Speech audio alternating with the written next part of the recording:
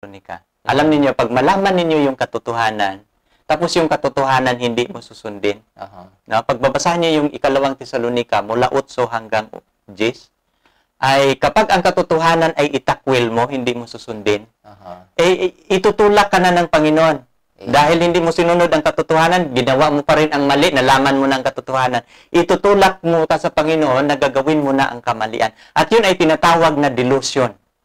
No? Magkakaiba yung deception at delusion. Ang deception, mayroong nagtuturo ng mali, nadaya ka, inosente ka. Pero ikaw sa delusion, iba. Nalaman mo na ang katotohanan, napakinggan mo na, napatunayan mo na ito'y totoo. Pero kapag hindi mo gagawin, hindi mo susundin ang katotohanan, mananatili ka sa mali, ay hindi ka na ililigtas ng Panginoon, pabayaan ka na niya sa kamalian, at yun ay tinatawag na delusion. No? Kaya nga, mag-ingat tayo sa pakikinig sa katotohanan, ingatan natin ang pabalita ng Panginoon. Amen. Ito, ang mensahe naming binibigay, hindi ito para sa amin. No? Ito'y binigay namin para sa inyo na matutunan ninyo ang katotohanan. Dito sabi niya dito, Brother Noel, the authority of the church could not therefore not be bound by the authority of the scripture because the Catholic Church had changed the Sabbath to Sunday not by the command of Christ but by its own authority. No? Kaya nga, maraming mga referensya sa Biblia na ang nagbabago talaga, hindi ang Diyos na binago niya yung Sabado sa Linggo, kundi ang simbahang Katoliko. Hindi otoridad ng Biblia, kundi otoridad ng simbahan. Kaya nga, malinaw yun. Brother Noel, yung ito natungayan na natin yan. Sabi niyo, Sabbath, a Hebrew word signifying rest. Now, Sunday was the name given to the heathen to the first day of the week because it was the day in which they worship the sun. Medyo mabigat yan. Kasi ang kasi, Brother Noel, yung pagsamba kasi sa araw, nag-umpisa yan sa Babylonia na kaharian. At yung Babylonia naman, nag-derive yun galing sa salitang Babil. At pagtitingnan natin yung nagtayo ng tore, kasi yung Babel na words ay galing yan sa confusion ang meaning niya. Kailan ba nakukompuse kailan ba nangyayari na nagkakaroon ng confusion? Sa panahon ni King Nimrod. Si King Nimrod kasi, ito yung sumasamba sa araw. At ang ni King Nimrod, kasi descendant na siya kay Noah. Nang nalaman ni Nimrod na nagkakaroon ng baha, namatay ang kanyang mga ninuno dahil sa baha. Sabi ni Nimrod, sabi niya, hindi tayo maghiwalay. Tayo magkakaisa. No? At tatayo tayo ng isang mataas na tore. No, pero napapansin ninyo, rebellion ito against God kasi ang gusto ng Panginoon, punuin ninyo ang lupa. Kaya nga, kinukonfuse ng Panginoon ang kanilang languages. At dito nag-umpisa ang word na Babylon doon sa Tower of Babel. Ito naman, dito nag-descend, Brother Noel, yung sun worship. Mula sa Babylonia, papunta sa pagan Rome, at papunta sa papal Rome, at ito naman yung ini-introduce ngayon sa kakristyanuhan. At dito, kaya nga, dito, sabi niya dito, Sabbath, a Hebrew word signifying rest, pero yung Sunday was the name given to the heathen, to the first day of the week, kasi dedicated nila yung Sunday, Sun's Day yun, ibig sabihin, no, because it was the day in which they worship the sun. Kaya nga, itong, from John E.D., no, sabi nito, Bible sa encyclopedia siguro yung Brother John? Bible Encyclopedia 560. Ito yung mga referensya natin. No, marami pa, Brother Noel. Pero Brother John ay dito tayo sa katapusan, no? Babalik tayo sa Biblia, tatapusin na natin yung ating talakayan. Ito yung tanong.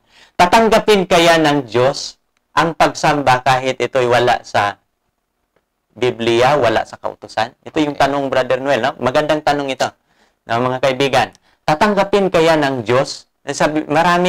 Mayroon akong mga kaibigan na mga Protestant. Kasi nung high school pa ako, ang lahat ng mga Protestant kaibigan ko.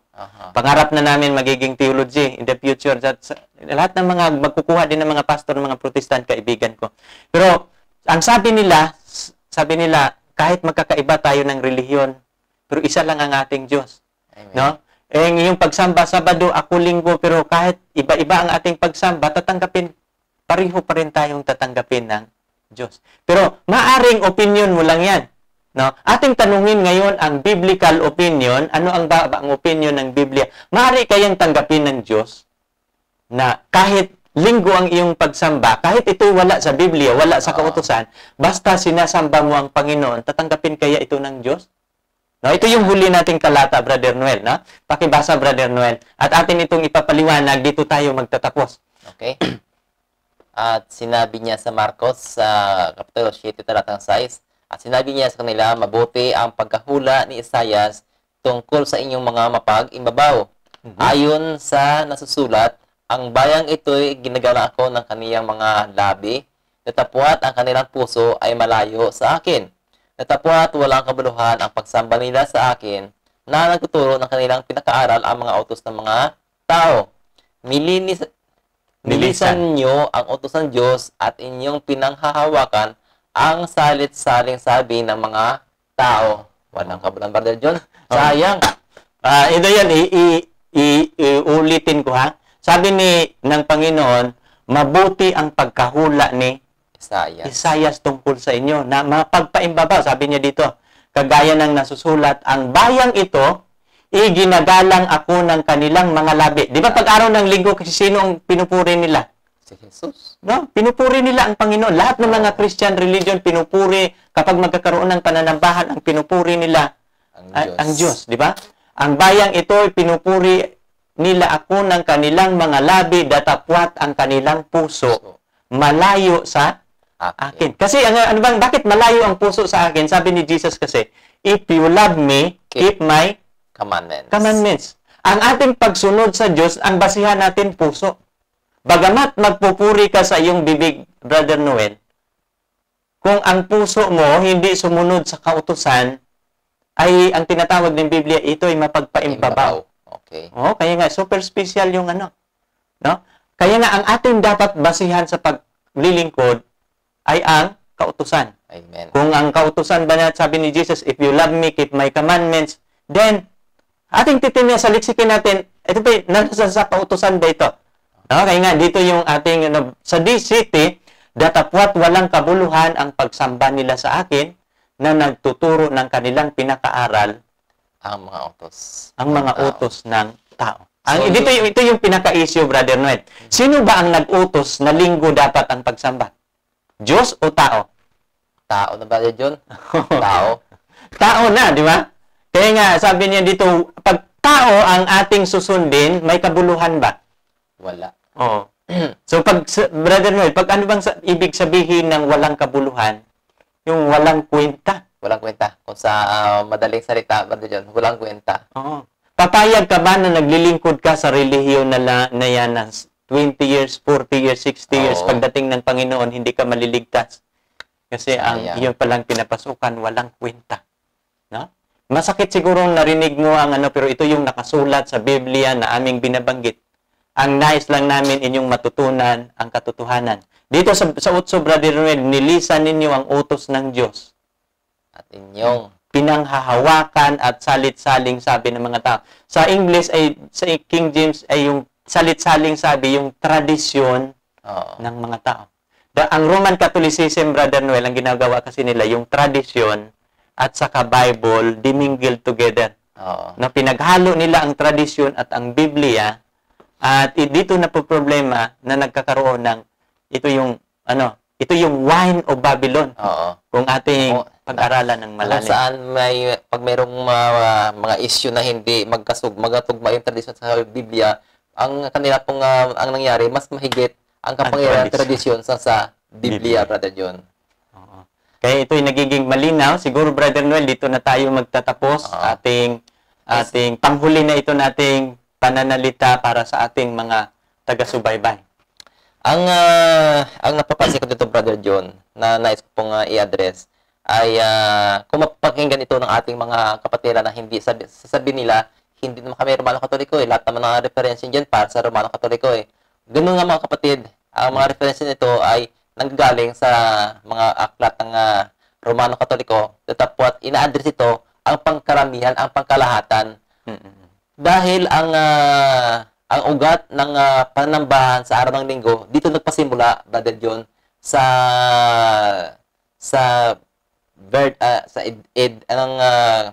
utos na inisyo o pinalabas ng Romano Katoliko. Sabihin mo ngayon, kaibigan, na hindi ka nga Romano Katoliko, datapwat ang araw na iyong napangilin ay araw pa ng linggo, ibig sabihin, ikaw ay nakikipayong pa rin sa atin mo na, ikaw ay nakikipayong pa rin. Umbrella niya. Under pa rin sa umbrella ng Romano Katoliko. Hindi ka nga nag-iingat ng rebulto. Datapwat sa araw na pananambahan, hindi mo naman sinusunod ang tamang araw na sinasabi ng Panginoon. Ibig sabihin, mga kaibigan, mga kapatid, mga gilihan ng taga-subaybay, ang iyong pananambahan ay hindi pa rin sang-ayon sa kalooban ng ating Panginoon. Hindi ka nga nagpabinyag sa pagbuhos dito, kundi sa paglublob. Datapwat, ikaw ay pagtayo mo, ikaw ay bumabalik pa rin sa pananamba sa araw ng linggo, para nandoon ka pa rin, Brother John. Nakawala yung isang paa mo, datapwat ang isang paa mo ay nakatali pa rin doon, Brother John. At yun ang nakalungkot na katotohanan na dapat nating pansinin sa ating panahon ngayon, Brother John. Salamat, Brother Noel. At ito yun din yung panghuli. No? Gusto ko ding ipopromote ang ginagawa namin kagabi, ang dalawang babae sa Apokalipsis. Kung ating natutunghayan ang ating pag-aaral ngayon, at kung mapapanood ninyo ang presentation ko tungkol sa dalawang babae sa Apokalipsis. Kasi yung babae kasi, Brother Noel, doon sa 12, ang anak niya lalaki. Okay. Pero sa 17, yung babae doon, yung harlot, ay ang anak niya mga patutot.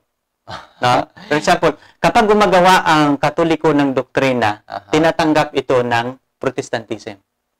At lahat ng tumatanggap sa doktrina ng Catholicism, nagpakasama sila sa patutot. Nagiging ina nila ang babaeng harlot, no? Ang harlot. Kaya nga mapapansinin ninyo, ito yung danger, no? Kapag mayroong doktrinang mali, ay ating tatanggapin. Ang pinakasipti na paghahanap ng katotohanan, pahintulutan natin na ang Biblia magsasalita sa kanyang sarili. At ating tatanggapin, ito yung pinakasafe na sa ating paglilingkod. Pahintulutan natin na sola scriptura. Bible and Bible only. Kung ano ang nakasulat, ito yung magiging batayan ng ating paglilingkod. At hindi tayo magkakamali. Sapagkat ang lahat na nakasulat sa Biblia ay para sa atin, sa ikaliligtas nating lahat. Maraming salamat sa inyong pagtutunghay at marami pa kaming gagawin. Marami pa tayong gagawin, Brother Noel. Sa susunod na linggo ay matutunghayan muli natin ang marami pa nating mga paksa na ating tatalakayin. No, sa ating pagtatapos, Brother Noel, kayo po ang mga ngasiwa sa ating panalangin. Okay? Tayo manalangin.